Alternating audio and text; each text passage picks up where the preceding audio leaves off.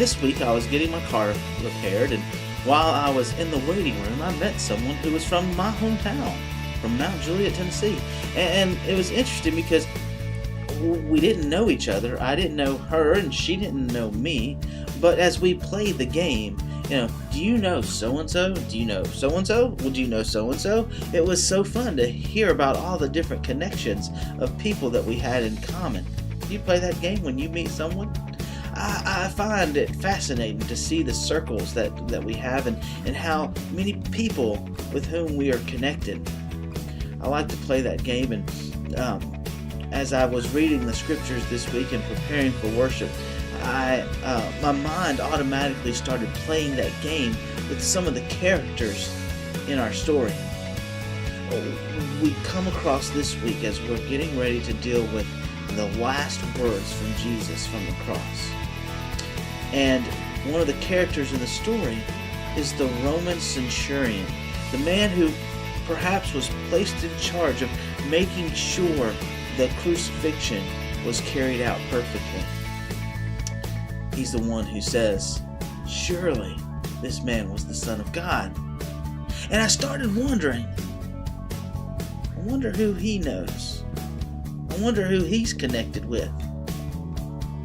Because he wasn't a believer at the time. I started remembering some of the scriptures from the Gospels, and I remember the story of another Roman centurion. And I remember the story of how this Roman centurion, he summoned for Jesus. He went to Jesus and he said, "I have a servant, and my servant is ill. And I know that you have an authority. You have a special authority. I have authority, but you have a different kind of authority, a different kind of power. And if you were to just speak the words, I know that my servant will be healed."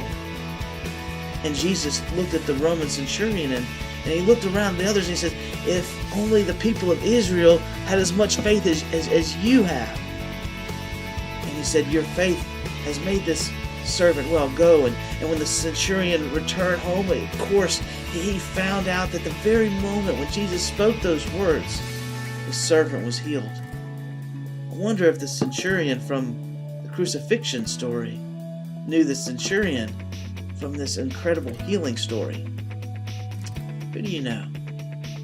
I bet that we have some great connections with people that can inspire stories of faith like the ones in the scriptures today. I bet the man who was at the scene of the crucifixion heard the story of the other centurion and how his servant was healed. You never know. When you share your story of what God has done in your life, you never know who it's going to impact. Hope that you all have a great weekend, and I look forward to seeing you at one of our worship times on Sunday.